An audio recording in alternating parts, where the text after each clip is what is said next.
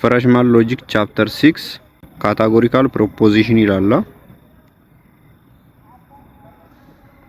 What is categorical proposition? A categorical proposition is a statement that talk about relationship between two classes. Two classes kun maal ta'uu danda'ani? Group or category jedhamanii beekamanii. Categorical proposition jechuun akkuma maqaa irraa hubannutti category lama, category ayinaa lama maal relationship isaanii jechuu. Hariiroo akkamii akka qaban kan qo'atudha jechuu. These two classes, subject class and predicate class jedhamuun beekaman. Subject class ka jennuun kan durarra barraa'u inni subject classiin S dhaan bakka bu'a. Predicate classiin immoo P dha. Predicate classii kanarra dhaabbanneeti waa'ee subject classii haasofnaa jechuu. Subject classiin kun predicate classii keessa ni jira moo hin jiru jedhu haasofnaa. The proposition tell us whether all or some of the subject class hunda yookaan subject class muraasni akka included or excluded from predicate class. Subject class kun some ta'uu danda'a, all ta'uu danda'a. Included jechuun ni jirani predicate class keessa. Excluded jechuun immoo hin jirani, achi keessa ni argamu immoo hin argamani. Kanaafuu argamuu danda'ani included yookaan immoo excluded argamuu baachuu danda'ani jechuudha predicate class keessa. Yemmuu baay'ee haasaa gamas deemnu isiniif gala. Simple definition isaa categorical proposition jechuun a statement that say how one group is related to another group. Groupiin tokko groupii kaan wajji akkamitti related ta'e. Class or category kan jennuun category akkamiiti? A class means a group of things that share something in common. Category yookaan classiin kan nuti haasofnu waa'ee human being ta'uu danda'a, waa'ee studentii, waa'ee animalii, waa'ee plant, waa'ee doctor, waa'ee politician haasofuu dandeenya jechuudha. Akka categoriitti fudhannee. When we say amma fakkeenyaaf all students are human being yemmuu jennu studentiin maali? Subject classii dha jechuudha. Human being no predicate classii dha. Kanaafuu as bira classii meeqa jira? Lama jira jechuudha. Studentii fi human being. Amma relationshipin studentiin human being keessa included dha jechuudha. Jechuunis studentiin human being keessa argama. Kanaafuu included jennaan akkanaati. Negative yemmuu ta'e immoo excluded jennaan hin argamanii human being keessa. Amma sila not student are human being yemmuu jiru. Studentiin human being miti. Kanaafuu human being keessa maal godhu jira? Baasuu jira jechuudha excluded. Amma immoo included godhu jira gara human being'itti. We are related to two class. Studentiin subject dha, human being predicate dha jechuudha. Inclusion and exclusion kana sirriitti qabachuu qabdanii hanga boodaatti waan wajjii haasofnu. Categorical proposition based on the two main idea. Inclusion and exclusion irra dhaabbanneeti bakka hedduutti adda qonna. Inclusion yemmuu jennu maal jechuudha? The subject class is inside the predicate class. Subject classin predicate class keessa ni jira jechuudha. Inclusion jechuun akkuma maqaarraa hubattanitti included. Example, all human are mortal. Kanaafuu humaanii maal keessa na'ine? Ilmoon namaa hundi ni du'anii jechuudha. Humaanii eessa na'ine? Mortalii keessa. Humaan hundi eessa jira? Mortal keessa jira jechuudha. Ni du'an. Human are mortal. Exclusion yemmuu jennu immoo the subject class is outside the predicate class. Amma immoo subject classiin predicate class keessa ni baasnaa jechuudha outside dha. Amma no human are immortal. Kanaafuu no human eessa keessa na'ine? Immortalii keessa jechuudha. Wantoota hin duune keessa. Wanti nama hin taane meeshaaleen faan hin du'anii jechuudha. Achi na'ine no black are white. Kanaafuu blackii white keessa baasne excluded goone jechuudha. Blackii white miti. White keessa hin jiru. Akkam ta'etu jiraachuu hin danda'u jechuudha. Human and immortal. Nothing in common. Commanii takka illee hin qabanii jechuudha. Gizee kana exclusion jennaan. Isinii galee jira. Component of categorical proposition. component ga chapter 6 keessa kailallu categorical proposition jala every standard categorical proposition has 4 component afur qaba wasaኝ tokkoffaarra quantifier dha. Quantifier waa'ee malee haasaa show how much of the subject class is involved. How much waa'ee subject class hangami all imo no mo samidha. Kuni quantifier jaamaa jechuudha. Subject term immoo SC jennee jira. Class being talking about waa'ee isaa kaasamu sun subject dha jechuudha. Subjectiin predict class keessa ni jira moo hin jiru jennee waa'ee subject yaasooyinaa jechuudha. Yookaan predict class keessa ni nayina include goona yookaan exclude goona. Kanaafuu haasooyinu waa'ee subjectiiti jechuudha. Studentii, humaanii, bardii. Copula kan jennuun immoo link word that connect subject and predict. Subjectii fi predictii kan walitti nu qabu jechuudha. Are yookaan immoo are not jennee ni jira yookaan hin jiru. Fakkeenyaaf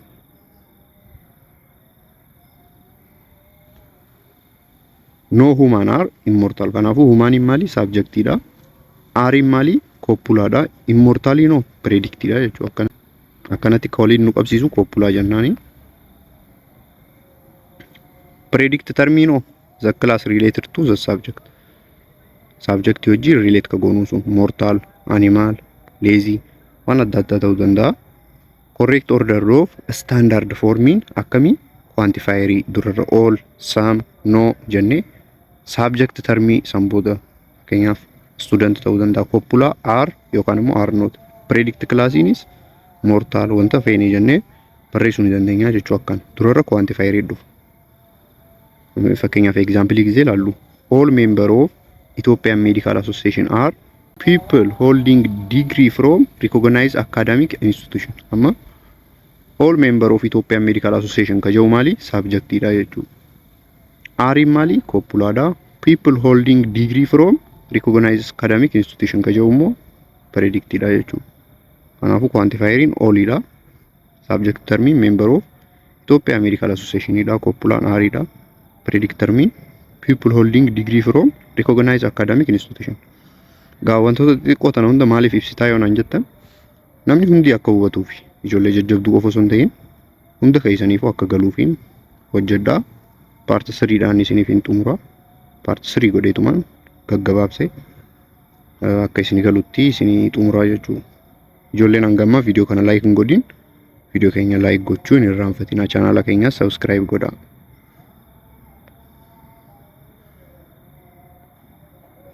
Maaliif dura gaaffii dalaguun dura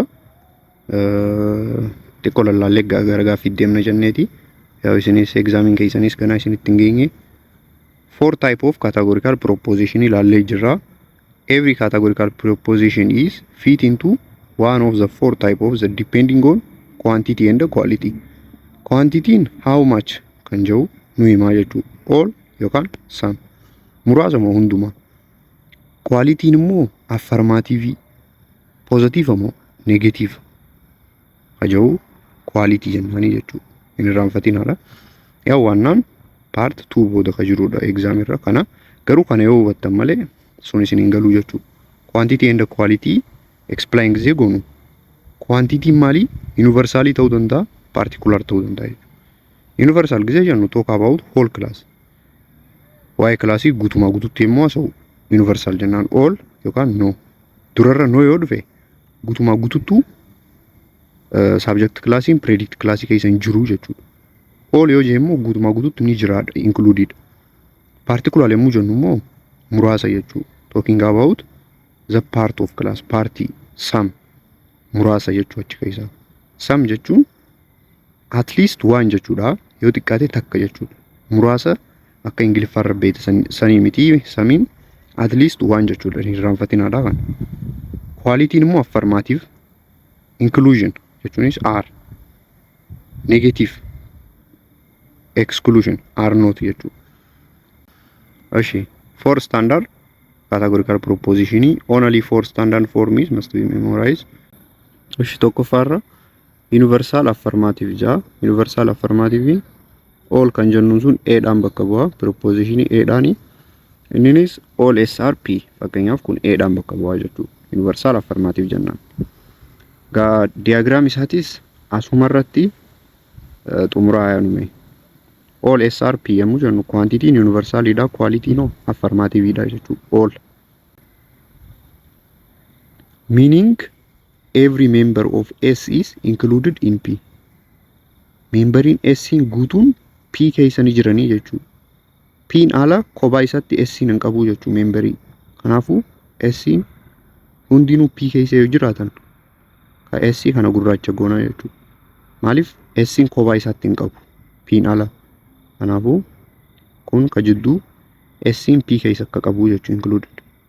Kanaafuu akkana goona diagramiin isaa. Example all human are mortal yommuu jennu. Humaniin hundi mortaalidha. Kanaafuu humanii ta'ee mortaaliin ala ka jiru hin jiru jechuudha namni hin duune.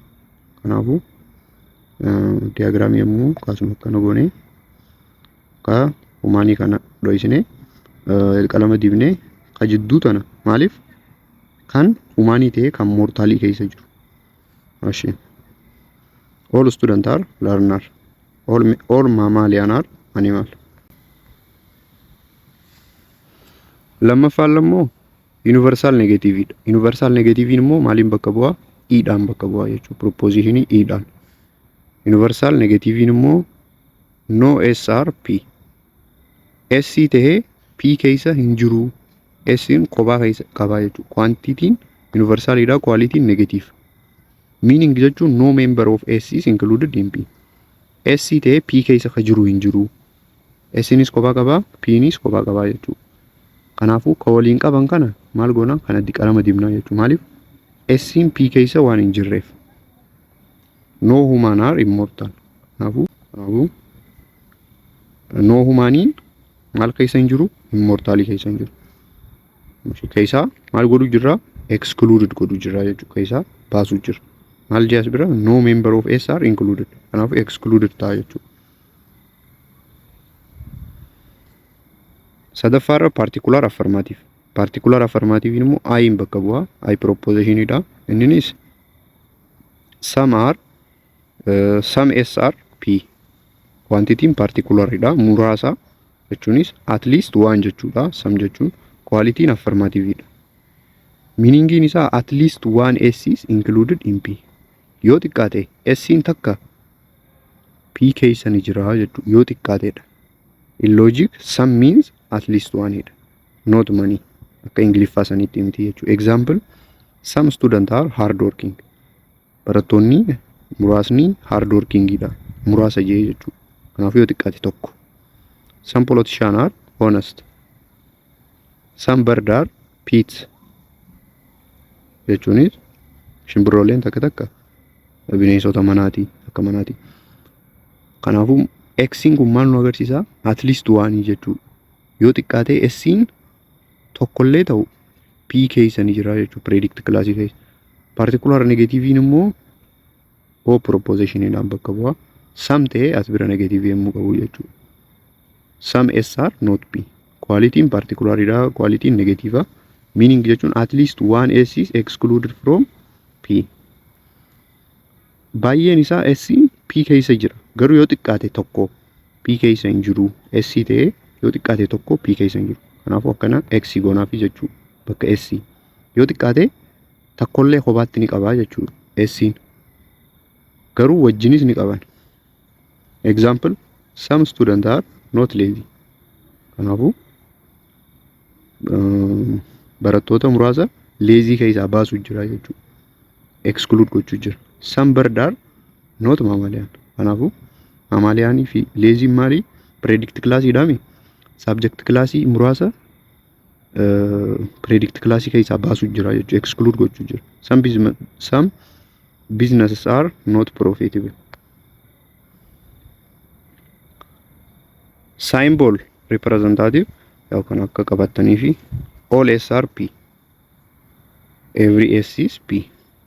S hundi P dha jechuudha. No S are P. S ta'ee P ka ta'e hin jirudha. Kanaafuu koomaan hin qabanii jechuudha. Kanaaf ni dhaamse. Some S are P. Yoo xiqqaate at least one S is P. at least one s is p jechuudha. Yoo xiqqaate s tokko p keessa ni jira garuu kophaa isaas ni qaba. Some s are not p. S muraasni yookaan at least one s is not p. Standard formiin maaliif barbaachisee jettan gaa standard formiin maal nu godhaa test validity of argument. Validity argumentii tokko test nu godhaa. Venn diagram illee akka fayyadamnu nu hayyamaa jechuudha. Venn diagramii akkana. Understand immediate inference. Immediate inference yommuu jedhamu maal jechuudha?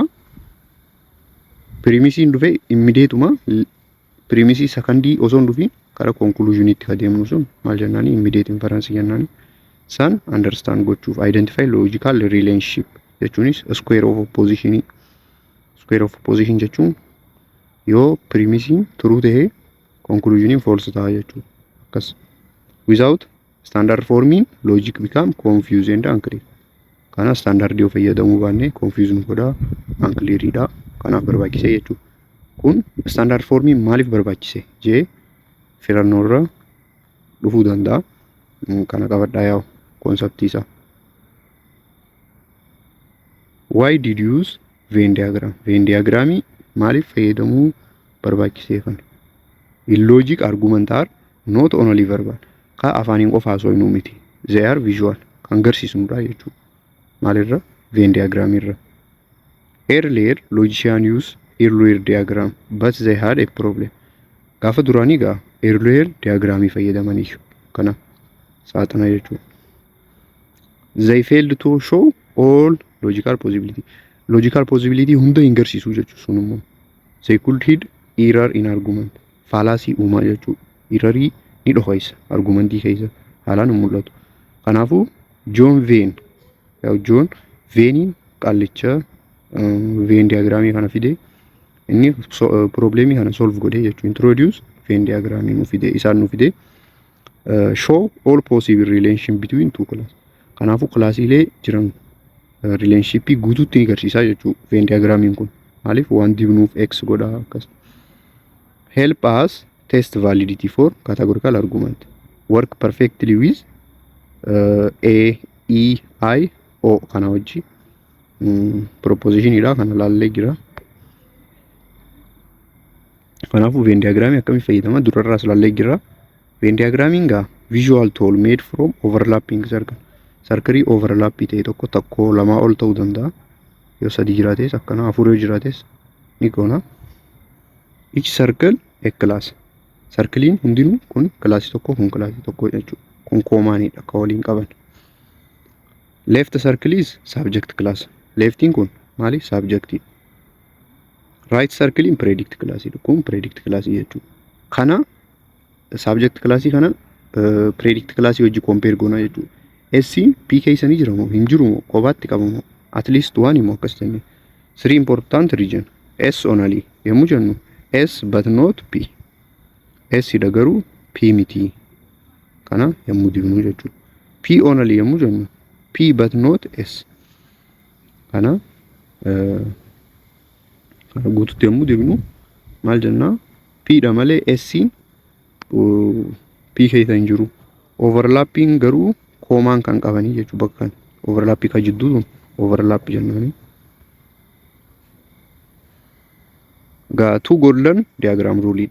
Rule kana shaded fi X markii fayyadamna. Gaa yeroo baay'ee shading jechuun maal jechuudha? Shade yommuu kadibame kun maal agarsiisa? There is nothing here. Waa takka hin jiru jechuu as keessa. Yoo akkana dibame koomaan hin qabanii jechuudha. A fi B yookaan immoo S fi P. Area is empty. Null class dha jechuudha. X markiin immoo maali? X means at least one thing exists here. Yoo xiqqaate tokko ni jira akkana goone yoo xiqqaate n b kan qabne kophaa isaan ni qaba yoo xiqqaate tokko jechuudha. Remember sum jechuun maal jechuudha? At least one jechuudha. Kana hin irraanfatinaadha. Determining for proposition. Proposition AI EO ka jennuun kana mee determine goonu. A proposition maal jechuudha?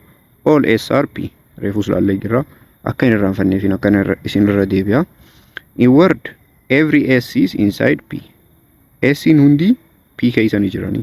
Kanaafuu P'n ka kophaa isaa hin qabu jechuudha. P'n hundi S keessa predict class keessa ni jirani jechuudha. Diagram rule shaded jechuunis only S region, part of S outside P. S in outside P hin qabu jechuudha. Waa takka P'n ala hin qabu. Because if any S exists outside P, the standard statement is false. False it out. All marks are revolution. Marking hundi mali warraaqsa jedha. There is maal jechuu jira. There are no marks who are not revolution. Now marks te kan revolution hin taane hin jiru. Marks hundi as keessanii argamanii jechuudha. Kana kophaa hin qabu. E proposition jechuun maal jechuudha? Not SRP. Kanaafuu SC tahee P ka ta'e hin jiru. S and P are nothing in common. Waa takka komaan hin qabanii jechuudha. Snis kophaa qaba, Pnis kophaa qaba jechuudha. Ka jidduu kana ni gurraachomsina. Shade overlapping goona jechuudha. Intersection isaanii. Why? Because nothing can both S and kan walitti isaan fiduu hin jiru jechuudha. Lachuu kophaa kophaa qabanii. No marks are revolution. Marks ta'ee revolution ka ta'e hin jiru jechuudha jira. No person belong to both group. I proposition immoo some SRP. S muraasni P keessa ni argamanii. At least one thing in both S and P. Bakka kana koomaa keessatti jechuudha. Snis kophaa ni qaba, Pnis kophaa ni qaba. Garuu at least Sin P keessa ka jiru tokkollee yoo ta'e ni qaba jechuudha. Ka lachuu keessa jiru.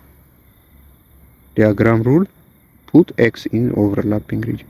Because some jechuun maal jechuudha? At least one existing object. Example, some marks are revolution. Marks muraasni yoo xiqqaate tokko warraaqsa revolution dha. O preposition immoo maali? Some S are not. Ammas bira notiif hin jira jechuudha. Kopulaa irratti. Kanaafuu at least one S exist outside P. Yoo xiqqaate S in tokko P ala kophaan ni jira. Kanaafuu S keessatti X goona jechuudha amma. Inni nu nufumaa jechuudha. Inni nu point nu godhu jira. Put X inside S only region jechuudha. X S region keessa. Kophaa isaatti takka qofa ni qabaa jechuudha. P kan qabne. Some narcissists are not revolution. Venn diagramii gaa maaliif barbaachise argumentii keessa yoo jettan kunis filannoo irra dhufuu danda'a jechuudha. Hanga ammaa ka dubbanne keessa standard formii maaliif barbaachisee fi venn maatarii jechuunis diagramiin maaliif barbaachise ka jiru sirriitti qabadha. Kaan yaa'u boodaas waan haasofnuuf dirqama ni qabattanii maal ka amma paartii lammaffaarra ka odeessu hubachuu fi jechuudha. Kaan gammaa odeessu jiru. Garuu kun exam irra ni dhufa. Venn diagram maal nu godha? See whether conclusion really follow from premise jechuudha. Conclusioniin dhugumaan premise hordofaa ka jiru adda baasuuf detect hidden fallacy jechuunis soba dhokatee addaan baasuudhaaf laaluudhaaf test immediate inference. Immediate inference jechuun premise jira directly conclusion jechuudha. Second premise not included between premise and conclusion. Kanaafuu directly premise jenne conclusion ka jennu san immediate inference yaama understand distribution clearly. Distribution isaanii understand gochuudhaaf. Square of opposition. Square of opposition mee ilaallu isaanis traditional fi modern square of operation jira. Opposition sorry. Kanaafuu mee gara opposition deemuun keenya dura tanaan isin yaadachiisaa jechuun irraanfatinaadha. A jechuun maal jechuudha? All SRP. E jechuun no SRP. I jechuun some SRP. O jechuun no some SR not P.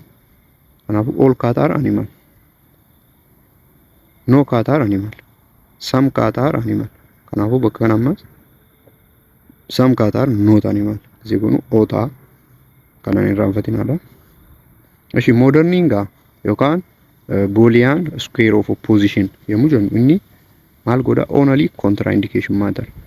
Contraindication jechuunis A irraa gara O'tti, I irraa gara E'tti qofaa jechuudha.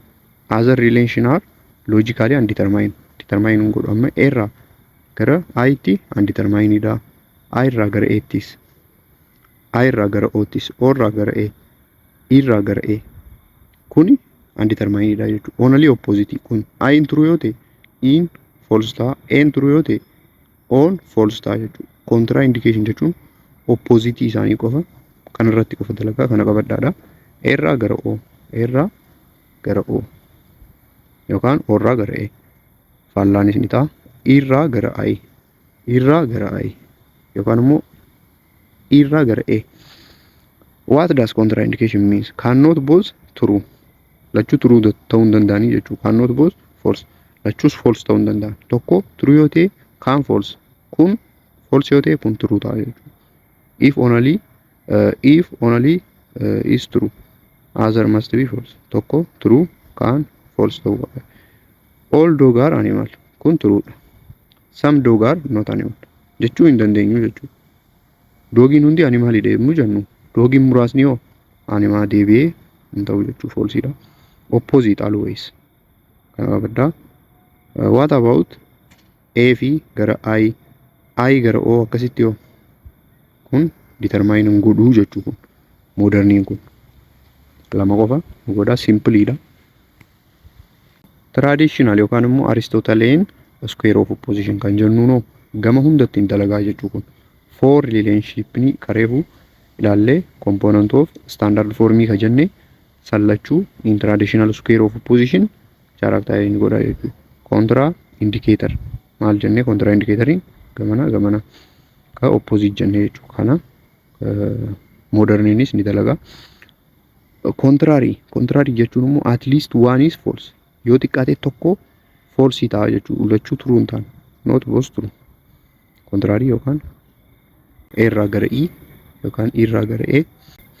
Sub contrary immoo at least one is true. Yoo xiqqaate tokko true ta'uu qaba jechuudha. I irraa gara O tti. I yookaan on true ta'uu qaba. Sub alteration immoo ka cinaa jiran kana jechuudha. Sub alteration down flow yommuu gad deemu true ta'a gunda, yommuu ol deemu immoo false ta'a jechuudha. Jechuunis amma O irraa gara A tti yommuu deemu ol maal ta'a? False dha jechuudha. Garuu E irraa gara O tti yommuu deemu maal ta'a? True ta'a jechuudha. Bakka kana amma on true haa ta'u false haa ta'u yommuu gara E tti jijjiirru maal ta'a? False ta'a jechuudha. Garuu in true haa ta'u false haa ta'u gara O tti yommuu jijjiirru maal ta'a? True ta'a jechuudha. Daawun gizee ta'e. Eenis akkasumatti. Ashee traditional yookaan Aristotelian square of opposition. Key idea kan hubachuu qabnu universal statement A and I assume existing. Amma bakka kana sirriitti adda baafadhaa na dhaggeeffadhaa. Akka traditional yookaan Aristotelianitti inni maal qofa fudhata? Existing jee fudhata. Jechuunis kan addunyaarra reality irra dhugumaan jiranii jechuudha. Reefu booda compare gizee gooneen ilaalla. The for relation contraindication jechuun maal jechuudha? A irraa gara O yookaan A irraa gara I, A irraa gara O contraindication opposite dha. Tokko true yoo ta'e tokko false ta'a jechuudha. One is true, other false. Contrary immoo A irraa gara I, A irraa gara A irraa gara E tti. Cannot both true. Lachuu true ta'uu hin danda'anii garuu false ta'uu ni danda'an lachuu. All bird are fly. Birdiin hundi fly ni godha hin godhu. Kan bararuu hin dandeenye ni jira. No bird are can fly. Kana kunis false dha jechuudha. Bird ta'e bird hin taane fly ka godhu. Both false is possible. Gan both true is impossible. Sub contrary garuu I irraa gara O tti jechuudha. I irraa gara O tti ka jalaa kan. Cannot both false. Lachuu false ta'uu hin danda'an garuu lachuu true ta'uu ni danda'an. Example, some student are smart. Studentiin tokko smart dha. Some student are not smart. Lachuu true dha jechuudha. Lachuu true yoo ta'an possible dha garuu false ta'uu hin danda'an lachuu. Sub alternation immoo ka gadii fi ka cinaa kana. Truth is gara down itti deema. False garuu up itti yommuu ol deemu false dha. kajalaa turuus haa ta'u falsiis haa ta'u yommuu ol deemu falsiidha jechuudha. All bird are can fly false. Some bird are can fly turuudha jechuudha. Birdiin muraasni wanti. Kanaafuu all bird are can fly kajahu eessa eedha jechuudha. Some bird are can fly kajahu aayidha jechuudha. Kanaafuu eerraa gadi gad deemnu daawun gadi ta'e maali truth hin jenne kanaafuu true ta'e jechuudha. False does not factor I false. True I must be true. Memory trick jechuunis daawuniin truudha appiin false. Modernii fi traditionally compare goonu. Modern squarein no existing assumed. Siinifin himaa existing assumed ija traditionally garuu. Only contraindication jechuunis opposite qofa irratti hojjeta kun propositionii afuranii irratti hojjeta kun simpleedha kun rigid logic waa hedduu determine gochuudha nu gargaara jechuudha. Exist fi non exist jechuun maal jechuudha? Amma fakkeenyaaf draagoniin ni jira amma ka ibidda tufu sun bineensi amata maal sinozoik immoo maal keessatti uumame achuma keessatti du'ee hajaamu wantichi sun amma ni jira draagoniin hin jiruumi. Kanaafuu exist kuni wanni hin jirre traditional irra hin hojjetu jechuudha. Draagonis exist problem jira jechuudha. Draagoniin ni jira jennee haasa'uun all dragon are animal jennee haasa'uun hin dandeenyu jechuudha. Draagoniin wanta hin jirre wanta jiru irratti qofa. Jechuunis talk about real thing wantoota jiran qofa irra traditional hin odeessa. Moderniin garuu loojikuma ol dafa malee jiraatanis jiraachuu baatanis loojikumaan akka nu galuufi jechuudha. Talk about the set. Maybe empty set ta'uu danda'a jechuudha. Kanaafuu dragon might not exist rakkoon hin jiru numa haasa'a. Statement can't be still true. Kanaafuu no existent assumed fi existent assumed sirriitti hubattanii jechuu amma.